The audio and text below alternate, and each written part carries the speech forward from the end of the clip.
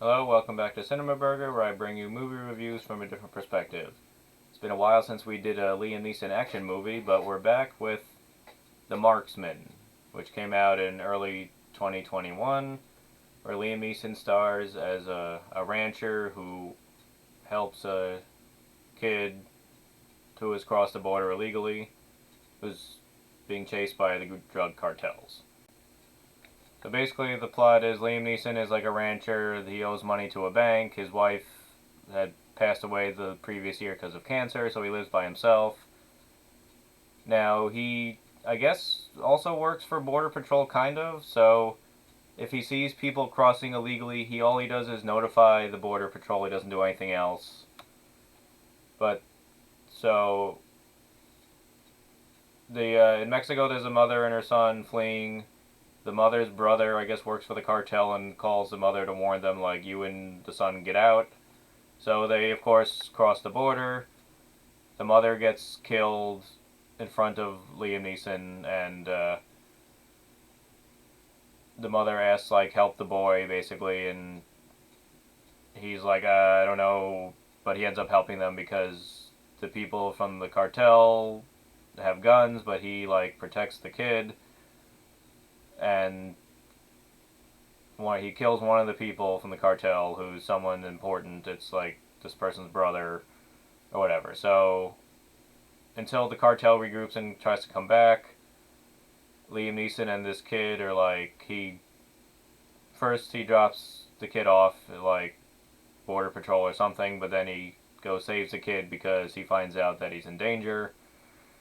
So basically, it's Liam Neeson and this kid on the run from the cartel.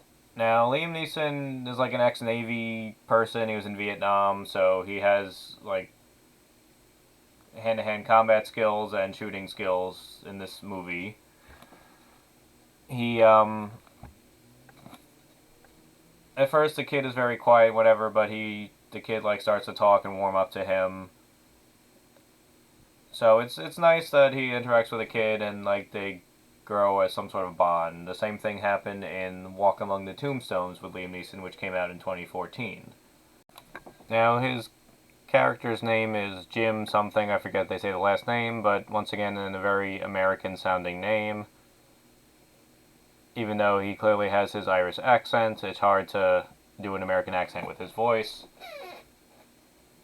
Now, there's really no throat punching in this movie. There's maybe one or two hand-to-hand fights, but it's mostly shooting and stuff.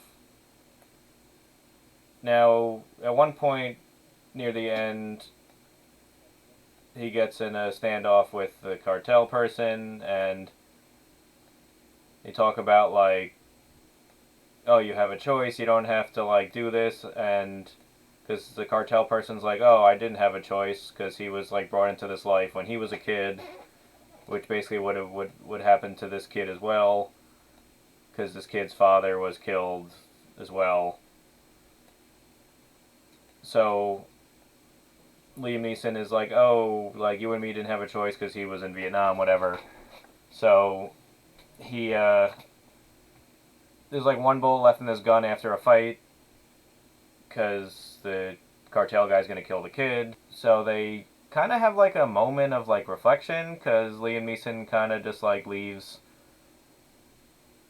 the gun for the guy to kill himself because at one point the kid gets the gun and is going to shoot the cartel guy, but Liam Neeson's like, no, don't, because you can't turn away from this life once you do that.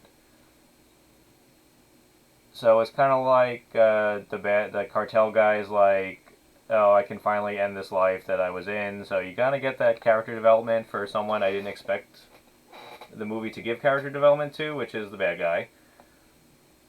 So that's a nice little moment at the end where it's like, all right, you even almost feel bad for him a little bit. So overall, he like saves the kid and everything, and it's a happy ending. But he himself gets shot. Now he gets on a bus after, and like you don't know if he lives or dies. Now this is the first time where they leave. Actually, no. In Run All Night, he got killed at the end. But for the most part, in these action movies, Liam Neeson lives. So this one was the first time where it's like, oh, you don't know. But overall, Like, it didn't do well in theaters because, one, it came out in January, and two, still the height of COVID. Like, watching it at home was fine. It was enjoyable, but in theaters, I don't know if it would have been a disappointment or not, but the acting in this movie is fine. Like, Liam Neeson is always Liam Neeson. I'll see any movie with him.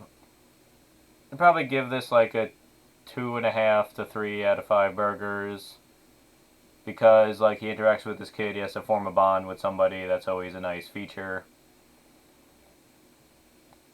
The shootouts are pretty good, and like I said, it's not the best of these Liam Neeson movies, but it's certainly not the worst. So that's The Marksman. I'm Scott Berger, and I'll see you next time.